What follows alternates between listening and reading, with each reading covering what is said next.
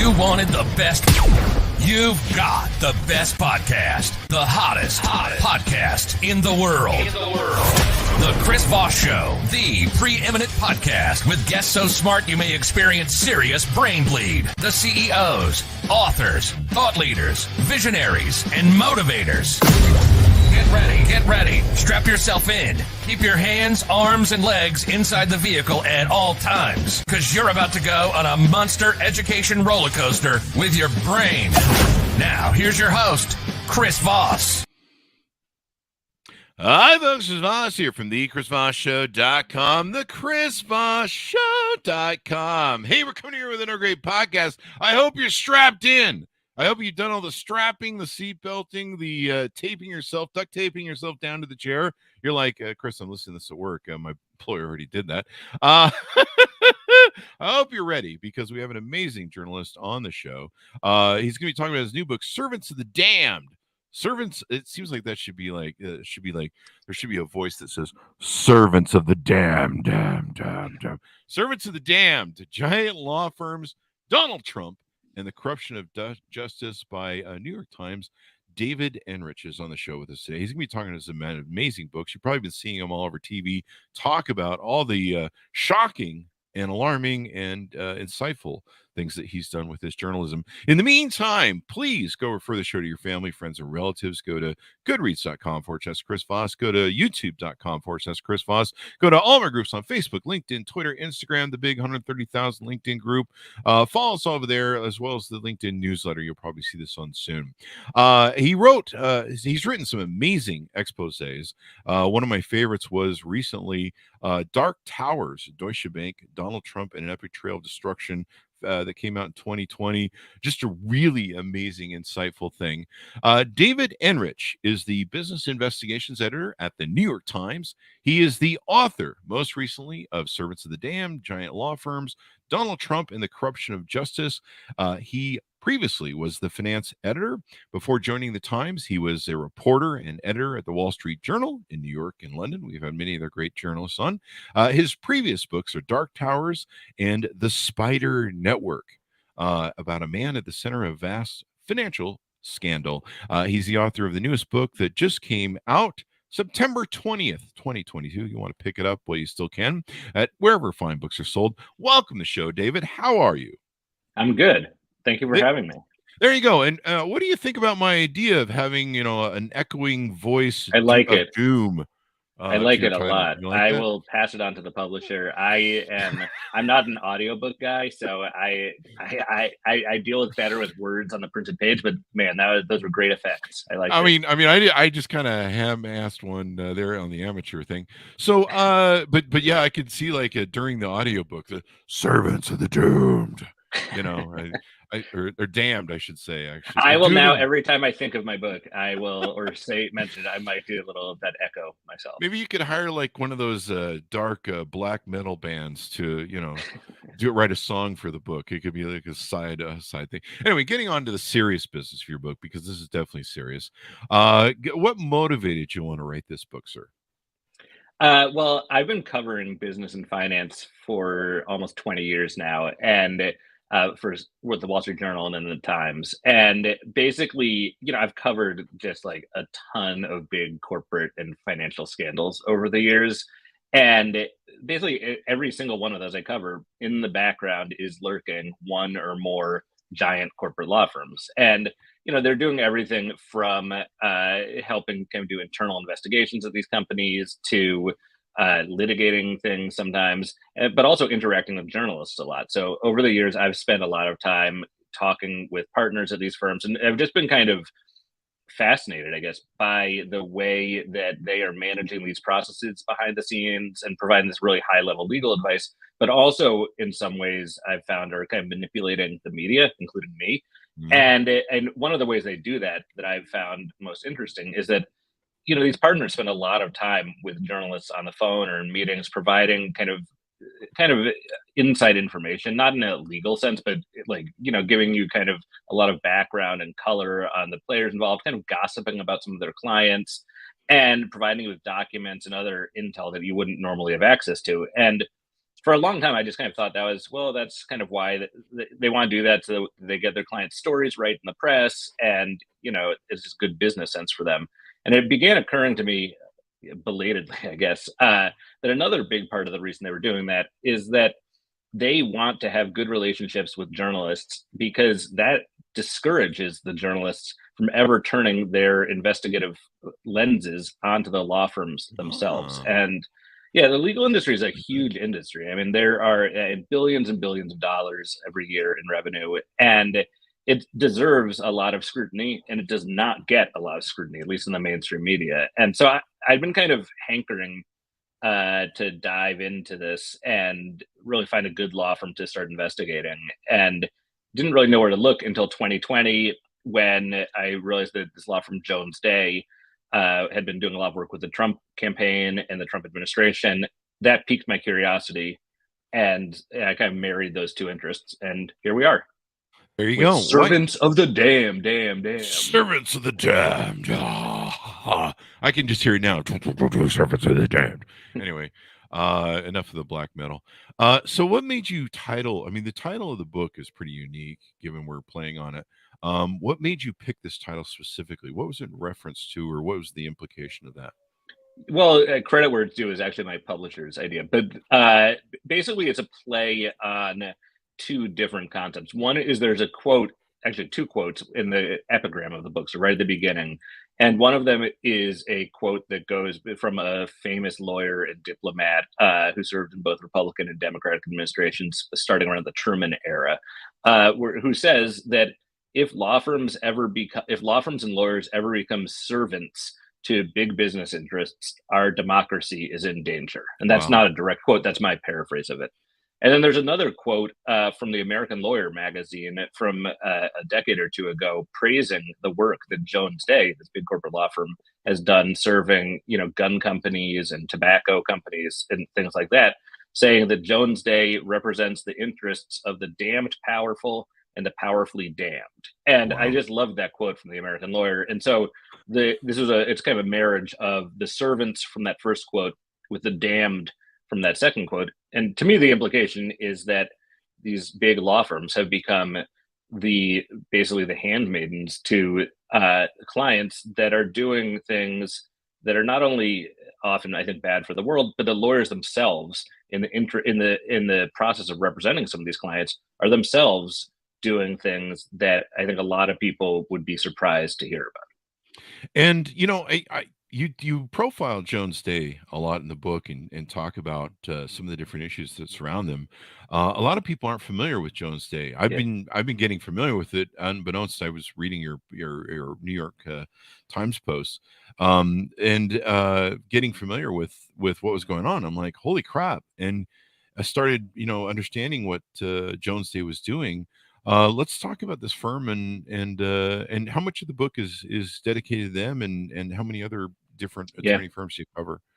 Well, there are a bunch of law firms in the book. I mean, Jones Day is definitely the biggest focus, though. And the reason I picked them, and I mentioned the Trump stuff earlier, and that's definitely how they kind of caught my attention to begin with. But the reason I liked Jones Day as a target was not really about the Trump stuff so much as it was that the law firm is really emblematic of a lot of stuff that's going on in the broader legal industry that I find, very deserving of outside scrutiny. And so Jones Day, in a nutshell, it was founded in 1893 in Cleveland, Ohio, and for many, many decades was just this big corporate law firm of choice for kind of a who's who of big American companies. I mean, they famously represented General Motors for many years. They represented parts of the Rockefeller empire. And then starting in the 80s, they got their biggest client at the time, which became RJR, the tobacco company. And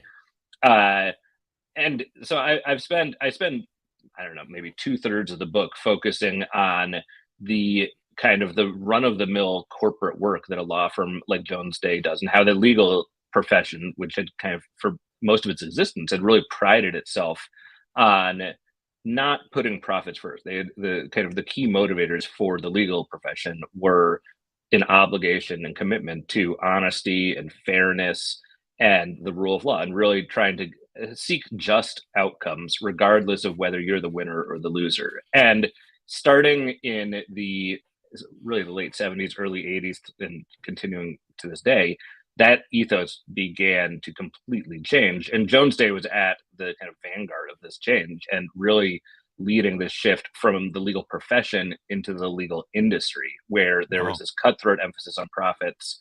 And so the firm Jones Day, again, I'm kind of picking on them, I guess, but it's in the interest of telling a broader story about how these giant law firms came to really dominate our economy, our society, even our politics.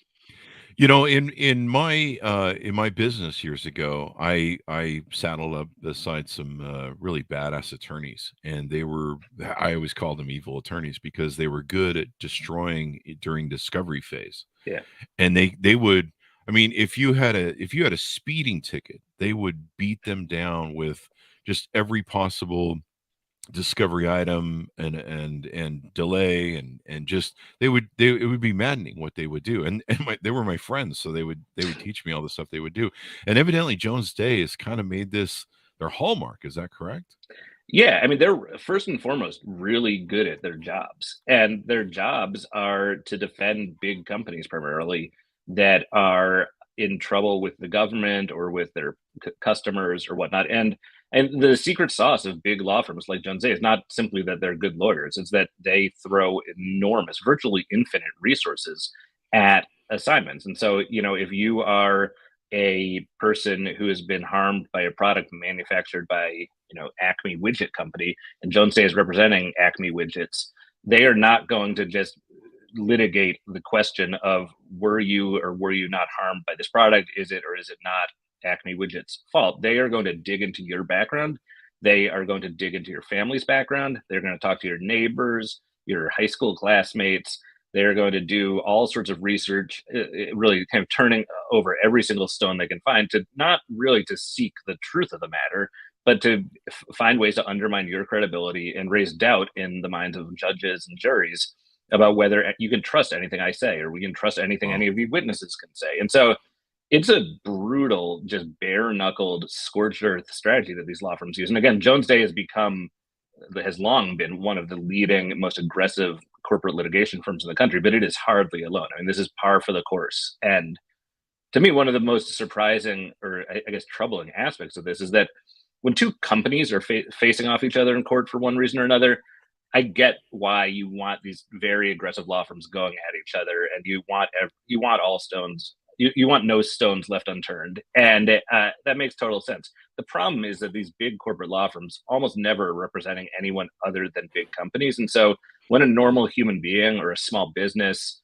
or really anyone else goes up against a giant company that's represented by one of these law firms, it's just a completely lopsided fight. And the whole reason that everyone is entitled to a robust legal defense is that the justice system is supposed to have two sides, both with very good legal advocates zealously representing each other. And when one side has 100 times more resources at its disposal, the outcome is not two sides zealously going after each other. It's one side just steamrolling the other, and that tends, in my experience, to not yield really fair results.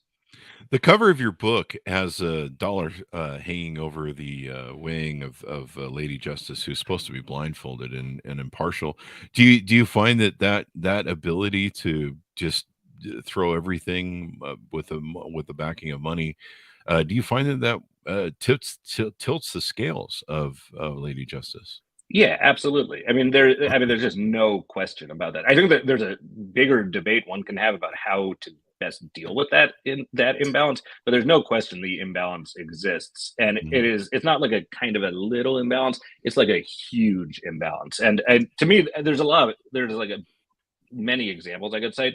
To me, the most kind of poignant one involves a case that I detail in the book involving the giant healthcare company Abbott Labs, which, among many other things, makes powdered infant formula. And the powdered infant formula is something that there's a pattern going back decades of, on very rare occasions, babies who consume it contract a type of bacterial meningitis that can either kill them or leave them severely brain damaged. And so there's a history of families of children who have experienced these tragedies suing companies like Abbott And again, the research on this, academic research, scientific research, it's black and white is maybe overstating it, but it's very clear that babies are very unlikely to get this type of meningitis if they are not consuming powdered infant formula. That formula is a known breeding ground for this type of bacteria, on and on and on. Anyway, just to cut to the chase, to me, one of the most powerful statistics I saw was that Abbott, having faced probably dozens, if not more, of these lawsuits over the decades, has not once lost in court. And that does not mean that Abbott's baby formula has never poisoned a baby. It means that the law firm, which is represented by Jones Day, has just been incredibly savvy and aggressive and effective at either crushing plaintiffs in court, or in the rare cases where they think they might actually lose, they reach these out-of-court settlements that pay the families some money, but come with the stipulation that you are not allowed to talk about the case publicly. And so the result is that families go uncompensated, and more broadly, the world just does not know about this pattern. And this burst into the national spotlight earlier this year when a couple babies died, and the FDA then found huge problems in one of Abbott's factories that makes baby formula, which led to a shutdown, which led to this huge crisis where there wasn't enough baby formula to go around. But this has been a problem that had been going around and was known in the public health community. It was known in the formula community. It was known in the legal community for decades. And just nothing ever got done about it because I think in part, Abbott was using these lawyers who were just going to the ends of the earth to defend their clients in a way that really silenced this issue. Yeah, you said they went after a guy. He had an affair on the side. One of the fathers. So they bring that in, and just a long.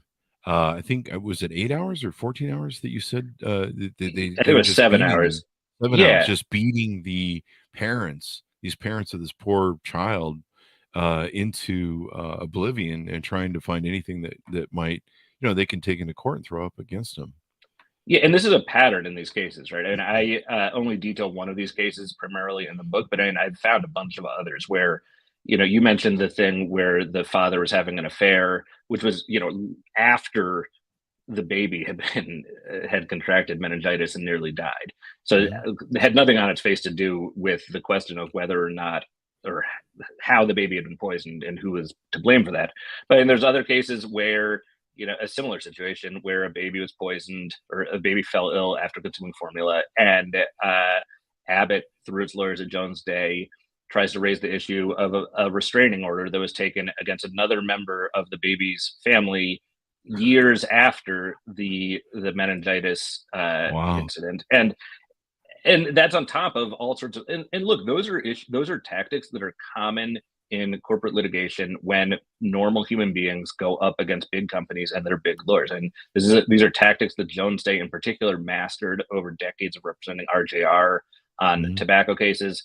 And in these Abbott cases, what struck me as really unusual is that not only were they deploying these super aggressive tactics to kind of demean and at times, I think, intimidate the plaintiffs, but they were also engaged in conduct such as witness coaching and improper conduct during kind of pretrial depositions and things like that a federal judge who was presiding over the case said was just the worst conduct he'd ever seen in his 2 decades on the federal bench. So this is not, in any court case, the losers of the case are going to complain about the tactics of the opposing side and complain about the judge's bias and whatnot.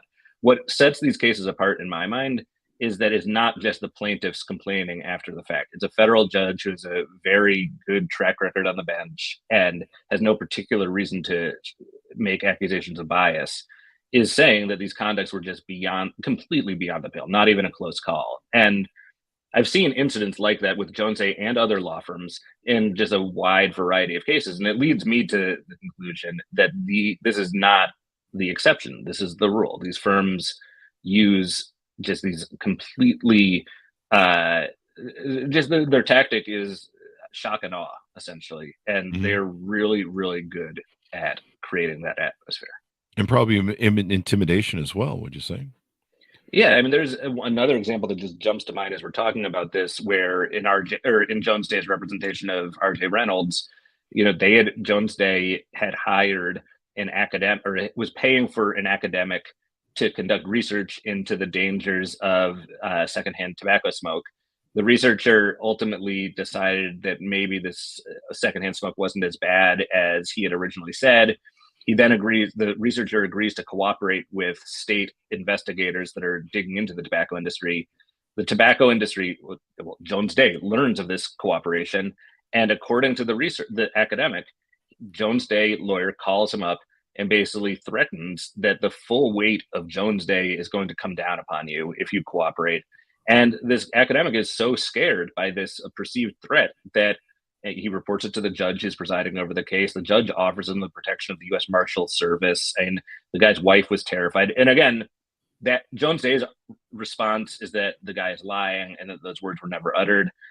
This guy is now dead, so it's a little hard to adjudicate who's telling the truth here. Certainly one person seems to be lying, but from what I've seen in these tobacco cases, in the baby formula case, the work they've done in other cases as well, there's a clear pattern of law firms like Jones Day just going to the ends of the earth to win at all costs. And usually, but not always, they're doing that within the ethical parameters that they're supposed to. But they're good lawyers, and they're very good at coming right up to that line without crossing it. And also, they're very good at identifying loopholes in the law and the ethical codes that govern the legal profession in ways that they can kind of exploit little loopholes without actually violating any actual rules. Definitely. I mean, it's quite extraordinary what you put forth in the book. What a lot of people don't know and don't understand is how steep they are in politics. Tell us how big Jones Day is from a money standpoint and size and power. And then let's talk about, I believe there was a partner that joined them that turned them kind of on a conservative slant, and they became a real powerhouse under the Trump administration. Yeah, so Jones Day is one of the largest law firms in the world, but not the largest. It's not even the largest in the U.S., actually. It has about 2,500 lawyers in, I think, about 40 countries around the world. It makes about $2.5 billion a year in revenue, which is a lot of money. But again, Jones Day is definitely not the biggest. And but it's a huge powerhouse. And so they were, up until the early 2000s, were really just a run of the mill, very good corporate litigation firm. In the early 2000s, the firm got a new managing partner, so a new person running the firm. His name is Steve Brogan. He is extremely conservative. And the firm's kind of culture began to shift, I think slightly at first and more dramatically over time. And a bunch of people arrived at the firm in senior capacities and in capacities where they were, had very public facing jobs that were cut from the kind of the same very conservative cloth. And I'm not even sure who you're referring to specifically about the arrival. I mean, there's a guy named Mike Carvin who is very conservative, Noel Francisco. Mm-hmm. To me, the biggest one that really changed things was a guy named Don McGahn, who arrived in 2014. Jones Day decided to start a new practice advising clients on political and election law. And so they hired this team of hotshot Republicans from another law firm, including Don McGahn. And McGahn, one of the first clients he brought on after he arrived, so in early 2015, was the Trump campaign, which was, just getting started. No one was really taking it seriously. It was just kind of like a small group of people running things. And McGahn was hired to be the outside lawyer for the Trump campaign. And so he and Jones Day really worked not only to professionalize the campaign and ensure that it complied with laws and help set up all of the kind of legal infrastructure you need to run a presidential campaign, but also, and I think more important than that, really worked to help build and then cement the Trump campaign's credibility with the Republican establishment and the kind of the conservative wing of the Republican Party. And that's something that was going to be very hard for Trump to do. I mean, this is someone who had kind of flirted with being a Democrat over the years, was, to put it mildly, had been pretty wishy-washy on key issues like abortion. And Republicans, or the conservative establishment of the Republican Party, just was not taking him seriously, even as he started rising in the polls and started kind of pummeling everyone in the primary debates, which seems like a long time ago. But basically, the key way that Jones Day made a difference in those primaries was that it basically invited people aligned with the Federalist Society and with a whole bunch of Republican lawmakers as well to come to Jones Day's offices, which are right on the foot of Capitol Hill. It's this grand kind of neoclassical building. And it was there that Trump made the fateful announcement that he would pick his first Supreme Court nominees from a pre-approved list of judges that he would announce to the world, and that he would create based on the work of Jones Day and the Federalist Society. And the rest is history. I mean, that Mitch McConnell, who at the time was the Senate Majority Leader, said years later that the creation of that list of potential nominees and the fact that it became public was the single biggest factor moving the Republican establishment in line behind Donald Trump, and therefore helping him not only win the primaries, but also shore up his support and drive turnout during the general election in November. And well, we all know the outcome. Yeah, this is one of the most important things about your book that people need to understand. The hand behind the power that no one sees. Like, everyone just sees, okay, Trump won the election, and maybe he was a charismatic dude and it promised a lot of stuff that he never delivered. But people don't see the powers that are behind the thing. And I imagine they helped him working with the Federalist Society and everything, raise money from, rich donors, rich clients, et cetera, et cetera. They represented what? Opiates, guns, tobacco. These are all places that were fairly favored during the Trump administration. So I imagine, it was easy for them to, help rope in donors. Yeah, I mean, I think Jones Day was providing this kind of full service role or full service assignment to the Trump campaign. And it ranged from, as I said, kind of creating the campaign infrastructure, ensuring compliance with the law, but then this whole much broader range of political activity, essentially, and the Republican National Convention that year in 2016 was happened to be in Cleveland, which was Jones Day's kind of historical home. And so Jones Day was a sponsor of the Republican convention that year. They hosted all these political events at their headquarters. They had a bunch of their top partners getting on stage with Republican elected officials and people who would then be in Trump's cabinet, basically railing against Hillary Clinton and the Democratic Party. And again, there's nothing wrong with that on its face, right? That's something, everyone is entitled to their own political views, but it was a really unusual moment for a big law firm, to kind of go so heavy on one party and one candidate, A. And B, to me, and this is the most interesting part to me, is that it showed that, Jones Day, like other law firms, had mastered these kind of smash mouth legal tactics in court that they would use on behalf and out of court on behalf of clients, big business clients, over the years. And now you kind of saw them bring these ruthless tactics to the political realm in a way that was maybe not unprecedented, but unusual and really powerful. I mean, there was the fact that they were, before Trump even won the nomination, had this huge vetting operation to vet judges and or potential judges, and to kind of to assemble this machinery. That's the kind of thing that happens in big corporate law firms when they're preparing for a court fight on behalf of a big client. That's not the type of machinery you usually see a law firm doing in a political campaign. And it was key to Trump's campaign. Yeah, this is why, again, I love books like yours, because it shows the hand behind the power, and the true power, actually, if you really think about it, I suppose. We're living in a world right now where we've been kind of shocked with the overturning of Roe versus Wade.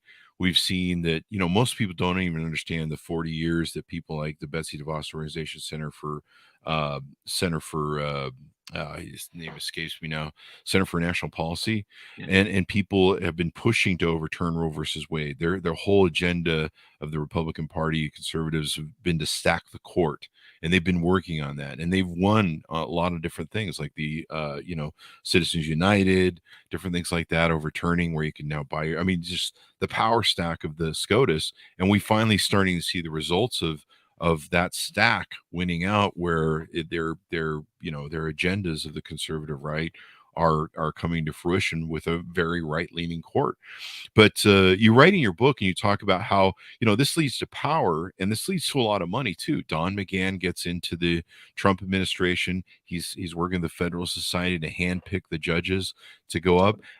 Talk about how much money and power this ends up giving them as they basically help Trump ascend to the White House. Well, it's power a lot. I can't be more specific than that because power is intangible, but a lot of power. And I think probably a lot of money as well. I mean, the amount of money that Jones Day was making representing the Trump campaign was kind of a drop in the bucket in the grand scheme of the billions of dollars a year they're making overall. But I think what it was much more important in terms of was that it enabled Jones Day, when they were representing corporate clients like Walmart, for example, that had business before the federal government. The fact that the Trump administration had become staffed with dozens of Jones Day lawyers at the upper echelons, not just in the White House, but also the Justice Department, among other places.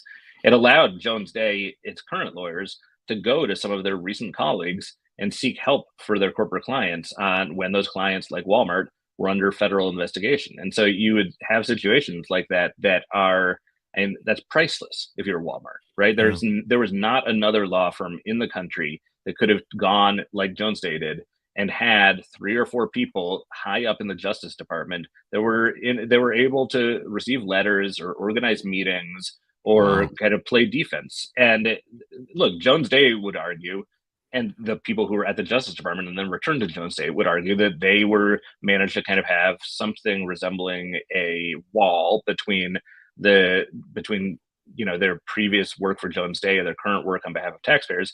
But if you look at the outcome, again, in this Walmart case, and Walmart, by the way, was under federal criminal and civil investigation for its role dispensing opioids that ended up killing a lot of people. And the allegation against Walmart was that it had basically been extremely reckless in giving out opioids based on prescriptions that were clearly bogus, and where doctors were, writing thousands of prescriptions at once. And the argument was that some of Walmart's employees had raised red flags about this. Walmart executives knew about it, and yet they allowed it to continue happening because, again, allegedly, this was in the company's interest of the company's bottom line. And so Walmart, while as this federal criminal investigation was intensifying, and it looked like the company might be charged, Jones Day's lawyers representing Walmart reach out to people high up in the Justice Department who, some of whom used to work at Jones Day very recently. And what happens next is that the criminal investigation just gets shut down. Apparently, I won't even say who shut it down, but I will say that at the time it was shut down, there were people very high up who had recently worked at Jones Day in the Justice Department, and those are the same people who had been on the receiving end of some of the outbound phone calls and emails and letter writing that had come from Jones Day. And so, again, Jones Day and Walmart argue there is actually nothing wrong with the way they conducted themselves. And my guess is that there was nothing wrong, at least under the law and under legal ethics. I think they were probably very careful to not cross any lines. But, I think there's a lot of people out there who are rightly very concerned with the appearance of a conflict of interest and trying to maintain the integrity and the perception of integrity with the way the government operates. And that's not a good way to do it. I mean, there is few things that erode confidence in the system faster than the appearance of having very rich lawyers going to work on behalf of their very rich corporate clients, calling up their very recent colleagues, and then their very recent colleagues, maybe related, maybe not related, end up doing something resembling what they had been asked to do. That's not a great look.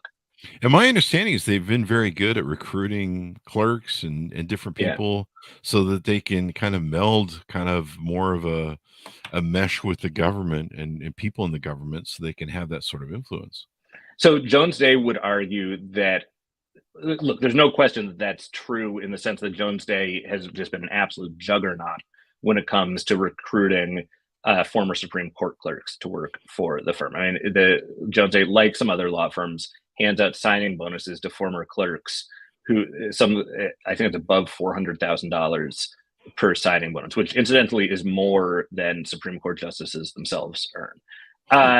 And Jones Day would dispute, and I think there's some reason, in fairness to them, to dispute the rationale behind that. And they say the rationale is not that they're trying to like buy access inside the court. It's that they want people who understand how the court works from the inside. And that's, not unreasonable, I guess.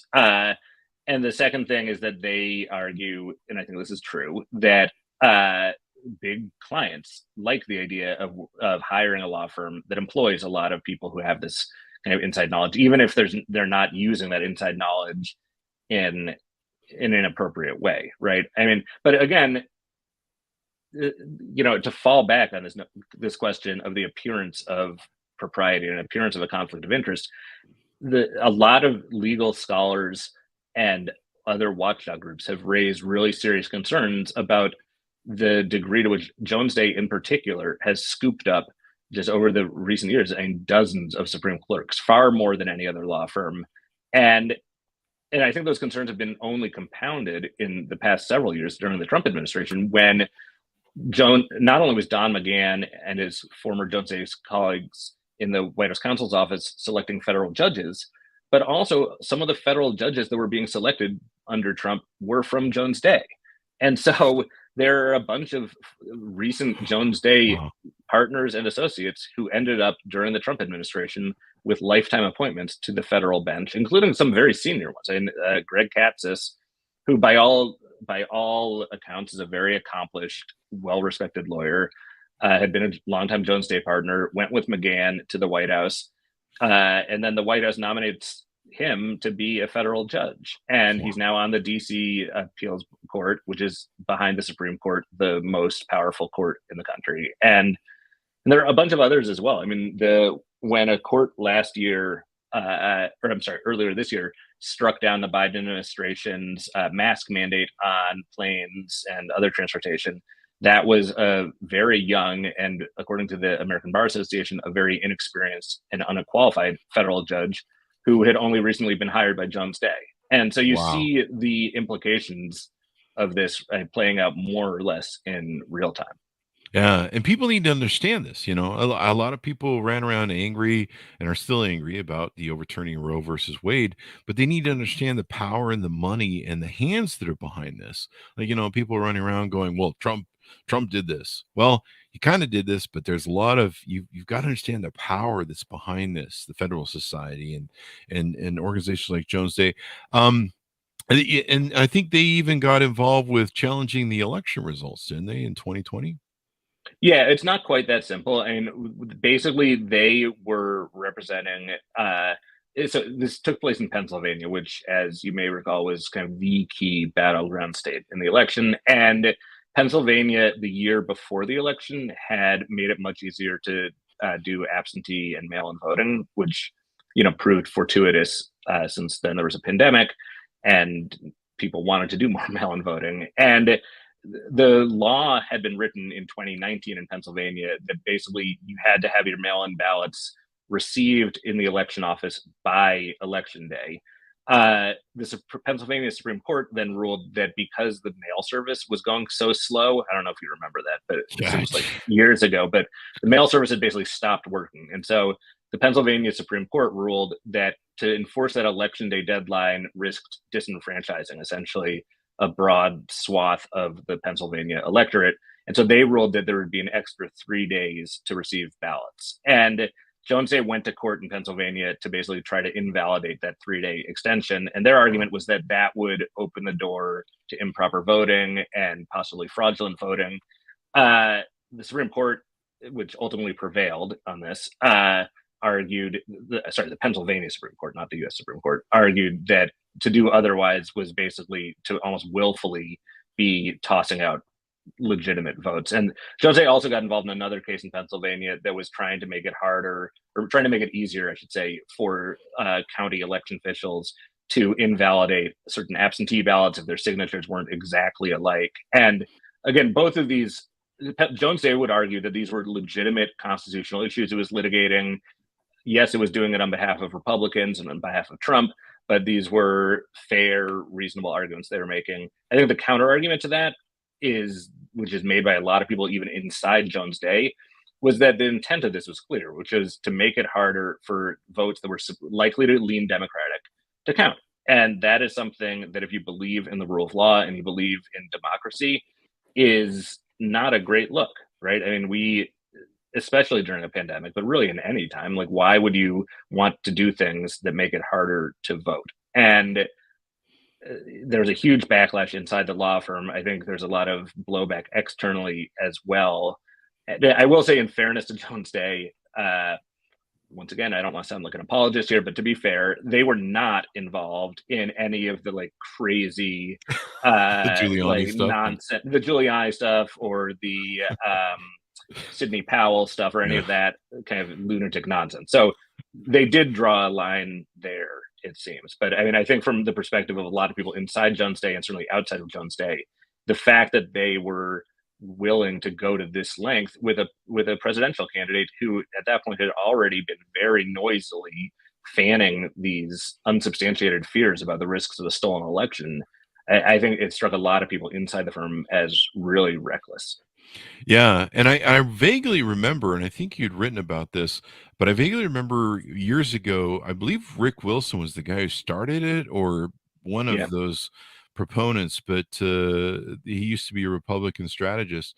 But I think he started the thing where they called out the company and got people to try and I don't know if cancel would be the right word. Yeah. Try and basically, pepper them and stuff. Was it Rick Wilson that started that role? It was the Lincoln Project that was Lincoln doing Project, a yeah. lot of this at the time. And I'll be clear, like, I think some of the tactics the Lincoln Project were using were like pretty blunt instruments, to put it mildly. And look, everyone's entitled to legal counsel when they're accused of wrongdoing. There's no question about that. I think to me, the better way to articulate that, though, is that while you are entitled to a robust legal defense when you're accused of wrongdoing, that does not entitle you to legal services that involve anything from intimidating witnesses to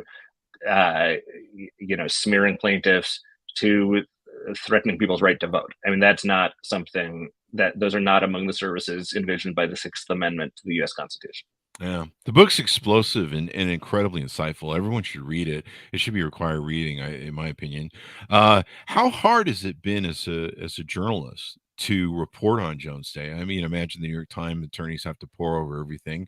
How hard is it for you and other reporters who might be intimidated by trying to cover this beat?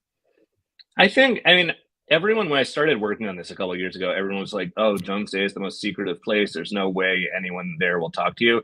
And it was not that hard, honestly. I mean, I've been doing this for a long time, so I kind of know a bunch of the tricks of the trade of getting people to talk. But ultimately, I got a lot of people, both current and former Jones Day lawyers, kind of up and down the food chain, to talk confidentially, if nothing else. And once you start getting certain people to talk, it makes it easier to get other people to talk. I mean, I will say one of my concerns all along was that, Jones Day is a litigious law firm, and that made me, I think, a little bit nervous. But I have a great publisher, HarperCollins, that has, is itself part of a very big company that I think makes it a less enticing target for even a litigious law firm. And so I think, look, there's a track record, not with Jones Day, but in general, of big law firms, when anyone is writing critically about them, to just really deploy some of these tactics that they've become infamous for against the journalists. And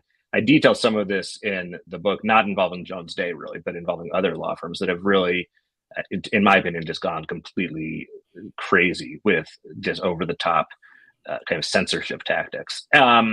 Jones Day, to its credit, didn't really do that. What they did do, they did hire their own lawyers, an outside law firm, to represent them. And that law firm sent not threatening letters, but kind of high pressure letters, you could say, to my publisher, complaining about what I was writing, demanding to see a manuscript of the book, accusing me of bias. And but again, I don't want to make it sound like that was some like terrifying situation where I was like shaking in my boots. This is kind of run of the mill tactics these days for people who are writing about big businesses or big institutions. I think that's kind of unfortunate, but the tactics Jones Day used were, in that context, I think fairly middle of the road, and certainly were not. They never risked derailing the book, in part because I tried to be really careful about what I was writing and also wanted to be fair to them. And from the very beginning of this process was soliciting feedback from, among others, their managing partner, Steve Bergen, who unfortunately refused to talk to me. There you go. I mean, I can see that it can have a chilling effect, though, on reporters, especially smaller, localized reporters who don't have a big attorney, as I'm sure, like the New York Times does. Hang on, I just got an email here. Oh, look, it's my C&D from Jones Day. Cease and desist. No, I'm just kidding. That's a joke, people. But I'll expect one after within the hour. So this has been pretty insightful. What else do we want to just tease out in your book? Get people to go out and pick it up that we haven't maybe touched on. I mean, one of the other kind of interesting elements of this to me is that I kind of knew going into this, or I suspected I would find examples of big law firms using slightly unsavory tactics against plaintiffs and just against their opponents. What I was more surprised to find actually was, and there's a lot of that in the book, but I was also really surprised to find how even in dealing with their own employees, sometimes the firm and others was just, really heavy-handed, to put it mildly. I mean, there are examples of people getting, verbally or in some cases physically assaulted. And the firm's ethos is really, they say they want to have an open kind of workplace where dissent is tolerated. But in talking to dozens of people who work there, the culture that was created by the firm in an effort to kind of have a cohesive organization, it really ended up, I think, often discouraging dissent, even if that wasn't necessarily the intention. And to me, that's like a really interesting lesson in kind of organizational dynamics, which is not the sexiest thing in the world. But I think for anyone who works at a big company or a big organization of any sort, it might ring true. And I think there are a lot of lessons that people can take as they, for the importance of establishing, not just paying lip service to the idea of having kind of a small d democratic culture, but the importance of actually seeing how your leader's rhetoric and actions really quickly kind of trickles down through an organization, sometimes in a not very healthy way. We saw some of that with the original management of Uber, where there was absolutely very bullying, very sort of thing. Those. I guess if you're bullied at Jones Day, you should probably hire an attorney. There you go. Well, it's a very insightful book. A lot of explosive stuff. The Abbott Labs thing. Attorneys that are helping guys do evil stuff around the world, hide money, drug traffickers and other things that you have in the book. It's quite extraordinary, and it's a wonderful read, and everyone, like I said, should read it and really understand the power that's behind what goes on in our world and how it shapes our world. I mean, look how different our world is going to be. Our elections are probably going to be different because of the overturning of Roe versus Wade. And then you look back and understand how Don McGahn and the Federalist Society stacked the court, how they brought the Trump administration into fruition. People don't understand. There's years, decades, sometimes several decades that go behind these things that affect what's going on today. And people wake up from it and they go into shock and they just go, oh, the SCOTUS is bad. And you're just like, no, you voted like crap for 40 years and this is the result. And welcome, you get the government you deserve. Give us your plugs real quick before we go out so people can find you on the interwebs, please, sir.